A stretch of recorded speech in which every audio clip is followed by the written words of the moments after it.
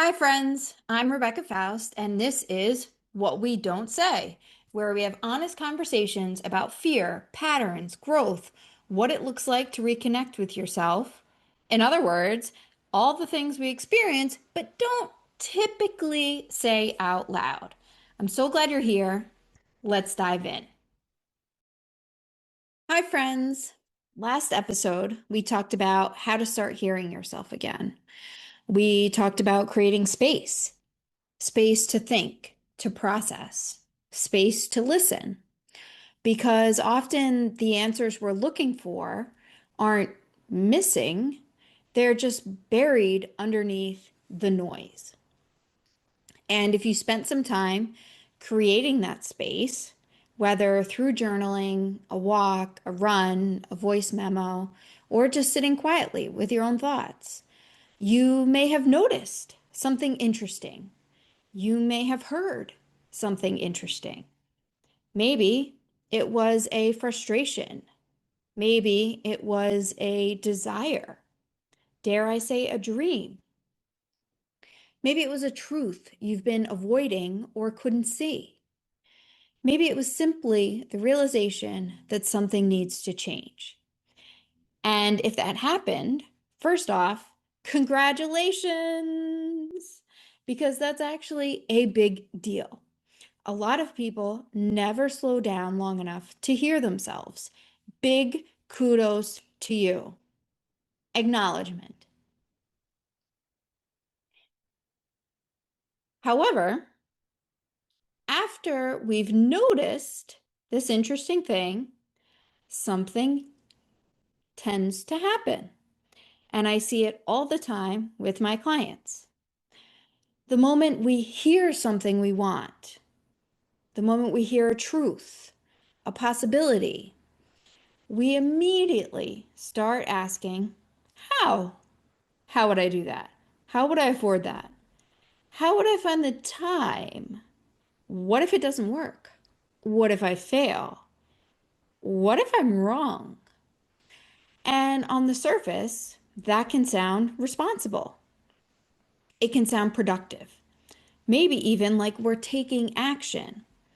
But what I've noticed is that often it's actually fear. And today, I want to talk about why we rush to the how, because I think it's one of the biggest ways we accidentally talk ourselves out of doing the things that matter to us. And this is one of those things I think many of us experience, but rarely say out loud. For me, this podcast is a perfect example. When I first started thinking about creating a podcast, the desire itself was very simple. I wanted another way to connect with and support people. I wanted a place for longer conversations, a place where I could talk about things that don't always fit into a LinkedIn post or an Instagram reel. That's it. Simple. But almost immediately, I stopped spending time with the desire and instead, I started asking, well, what should I call it? How many episodes should I record first? Do I need music? What microphone should I buy? What if nobody listens? What if I stop after 5 episodes? What if I run out of topics? What if it isn't good enough? Notice what happened. I went from a simple desire or idea straight to disaster planning.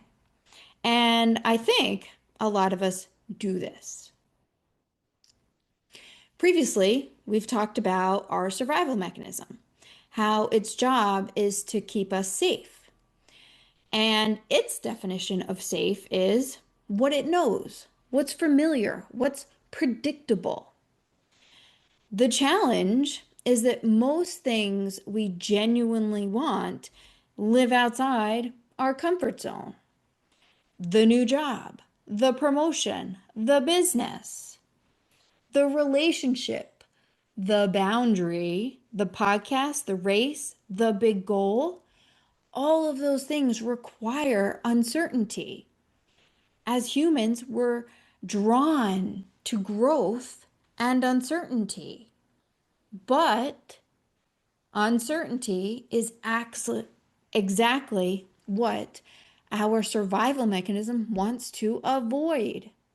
So it immediately starts showing us everything that could go wrong and all the things we don't know yet.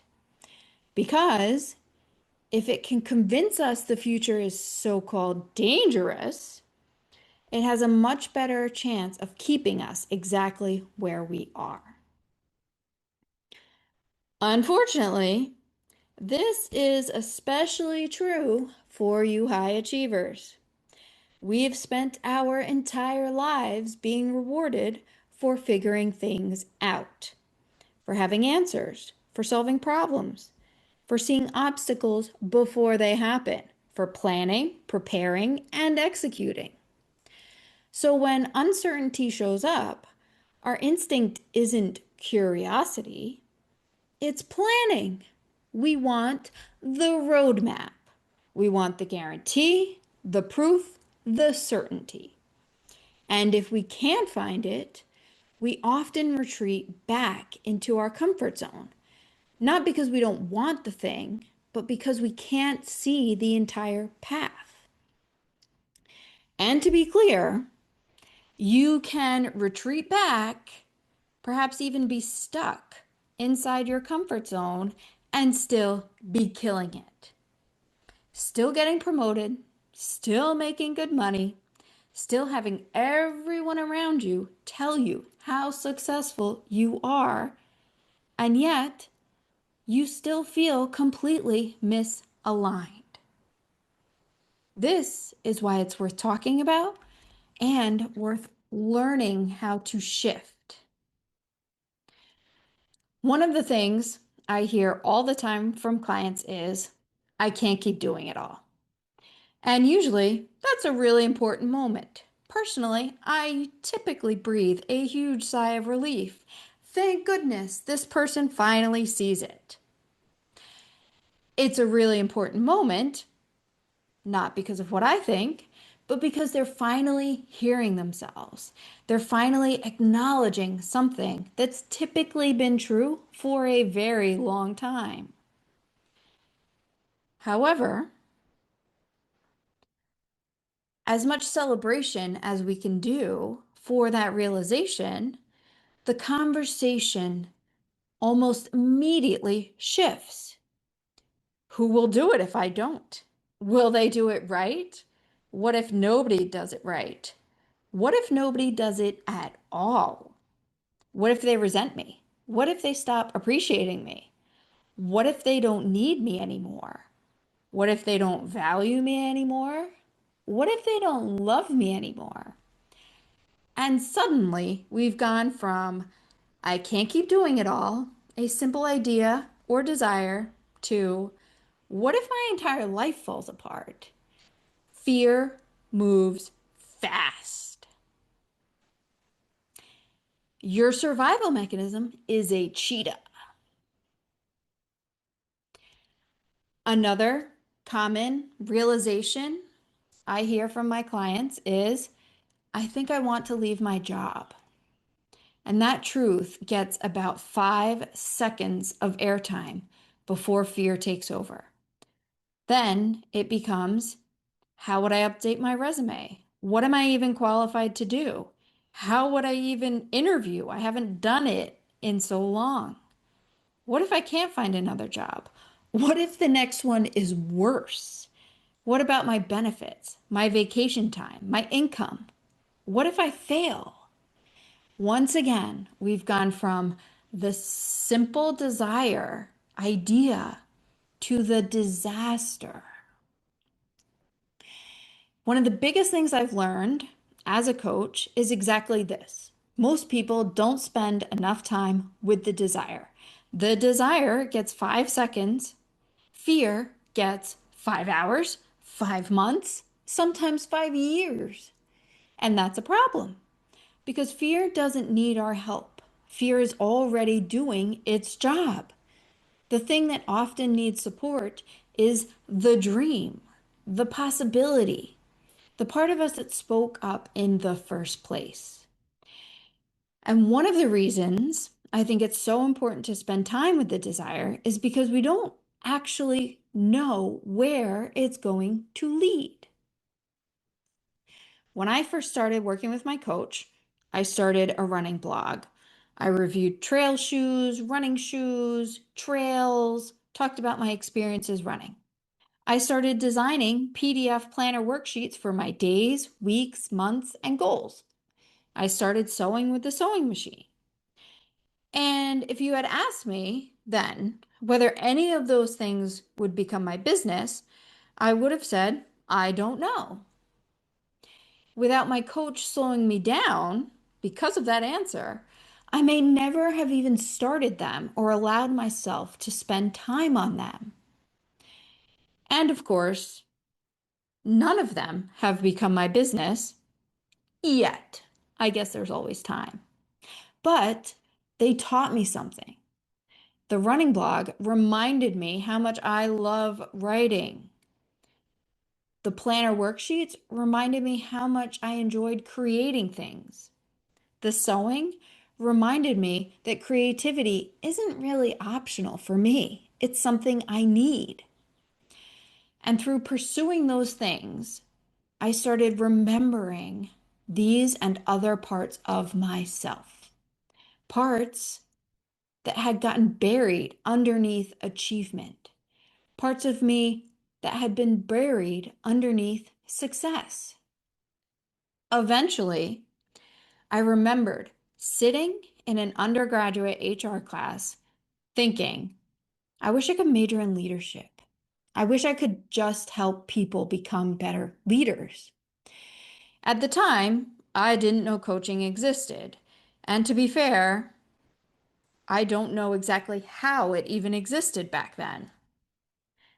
Years later, though, after following a lot of little clues and experiments and breadcrumbs, I realized coaching was exactly what I had been looking for. I got here not because I had the whole plan, but because I followed the clues, because I stayed curious, because I was willing to pursue something before I knew exactly where it would lead. Sometimes the desire isn't showing you the destination. Sometimes it's showing you the next clue. And clues are a lot less intimidating than destinations. When clients start rushing into the how, one of the first things I do is slow them down. One of the first things I ask is, oh, can you hear yourself? We've jumped into the how, we've jumped into the ending. And they can. And they let themselves slow down and go back to the desire. Because at this point, we don't need a plan yet. We haven't even decided if we're going to do the thing yet. We let ourselves stay with it, the desire, the idea. Why is it important? Why does it matter? What feels exciting about it? What would success look like? What would success feel like? Can we spend a little time imagining that? Because often we spend far more time imagining what could go wrong than we do imagining what could go right. And that's not a fair fight.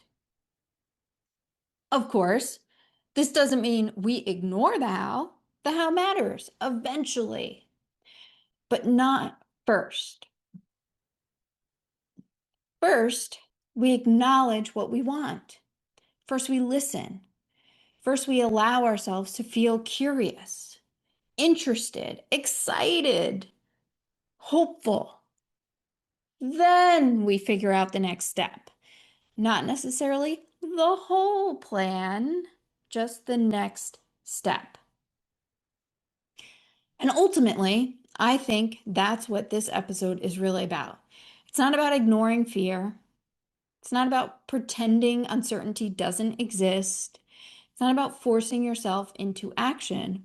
It's about giving possibility a little more airtime than fear.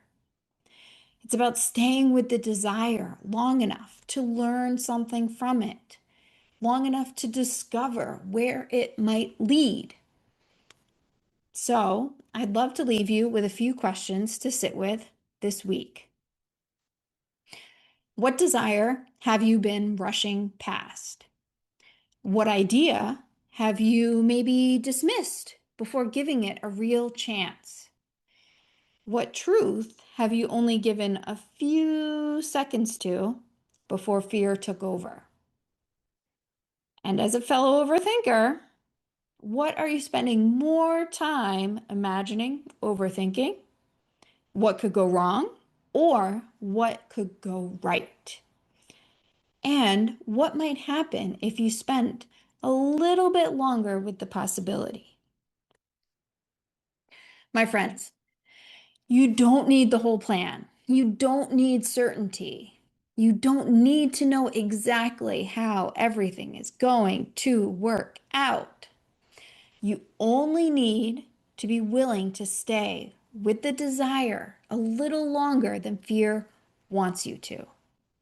Long enough to get curious, long enough to imagine what could go right, long enough to take the next step.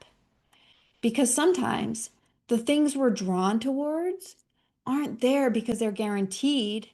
They're there because they have something to teach us, to show us a clue, a lesson, a reminder of who we are. If I had demanded certainty before I started the running blog, before I created the planner PDF worksheets, before I started sewing, I never would have remembered the parts of myself I had forgotten, and I may never have found coaching. Sometimes the desire isn't showing you the destination. Sometimes it's simply showing you the next breadcrumb. And your job isn't to see the entire path. Your job is to notice and lean into the breadcrumb. Okay. Take care, friends. Be well, and I'll see you next time.